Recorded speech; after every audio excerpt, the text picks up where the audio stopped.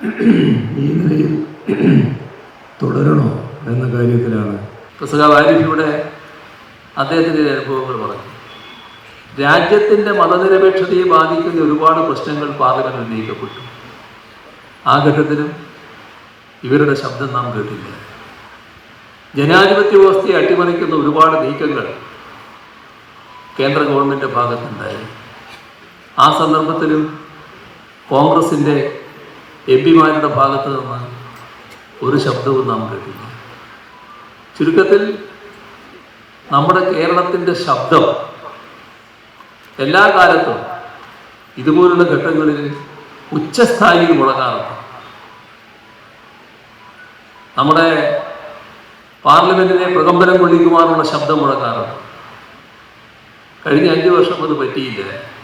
കാരണം ഈ പറഞ്ഞ 2 പേർ മാത്രമേ ഉള്ളൂ. ബാക്കി 18 നിശബ്ദം. അവര് ആരെയാണോ എതിർക്കേണ്ടത് ആ എതിർക്കപ്പെടേണ്ടവരുടെ മനസ്സിൻ്റെ കൂടെ. ഇതാണെന്നല്ല, ഇതാണുണ്ടായത്. ഇത് നമ്മുടെ നാടാകെ ഗൗരവമായി ചിന്തിക്കുന്ന ഒരു കാര്യമാണ്. വോട്ടർമാർ, കേരളത്തിലെ ജനങ്ങൾ വലിയ വേദനയോടെ കേരളത്തിൻ്റെ ഓരോ ഘട്ടവും രാജ്യത്തിൻ്റെ ഓരോ ഘട്ടവും കടന്നു പോകുമ്പോൾ ഈ സംഭവങ്ങൾ കണ്ടിരുന്നത്.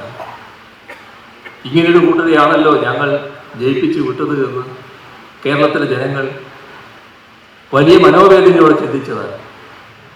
അപ്പം അവരുടെ അനുഭവത്തിൻ്റെ അടിസ്ഥാനത്തിലാണ് ഈ തെരഞ്ഞെടുപ്പിൽ അവർ വോട്ട് രേഖപ്പെടുത്താൻ പോകുന്നത്.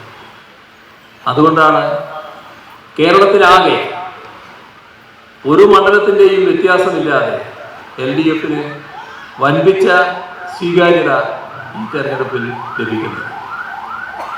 അത് എല്ലായിടങ്ങളിലും പ്രകടമാണ്. വലിയ തോതിലുള്ള ജനപിന്തുണ LDFന് ലഭിച്ചുകൊണ്ടിരിക്കുക. ഇവിടുത്തെ പ്രശ്നം നിങ്ങൾക്കെല്ലാവർക്കും അറിയാം. വാരിഫ് കഴിഞ്ഞ 5 വർഷക്കാലവും അഭിമാനകരമായ പാർലമെന്ററി പ്രവർത്തനമാണ് നടത്തിയിട്ടുള്ളത്. നിങ്ങൾ അർപ്പിച്ച വിശ്വാസത്തിന് ഒരു ഘട്ടത്തിലും പോറൽ ഉണ്ടായിട്ടില്ല. മാത്രമല്ല, കേരളത്തിന് പൊതുവെ അഭിമാനിക്കാവുന്ന പ്രവർത്തനമാണ് അദ്ദേഹത്തിൻ്റെ ഭാഗത്തു നിന്ന് പാർലമെൻറ്റിലുണ്ടായത്. ഇതാണ് ഒരു പാർലമെൻറ്റ് അംഗത്തിൽ നിന്ന് നാം പ്രതീക്ഷിക്കുന്നത്. ആ നില നമുക്കിവിടെ തുടരാൻ കഴിയണം. വാരിഫിനെ വലിയ ഭൂരിപക്ഷത്തോടെ വിജയിപ്പിക്കാൻ അദ്ദേഹത്തിൻ്റെ ചിഹ്നമായ അരിവാച്ചുറ്റുക നക്ഷത്ര അടയാളത്തിൽ വോട്ട് രേഖപ്പെടുത്തി വൻ ഭൂരിപക്ഷത്തോടെ വിജയിപ്പിച്ച് പാർലമെന്റിലേക്ക് അയക്കുക എന്ന് അഭ്യർത്ഥിച്ചുകൊണ്ട് മറ്റു കൂടുതൽ കാര്യങ്ങളിലേക്ക് കടക്കാതെ അവസാനിപ്പിക്കുന്നു. നിങ്ങൾക്ക് എൻ്റെ അഭിവാദ്യം.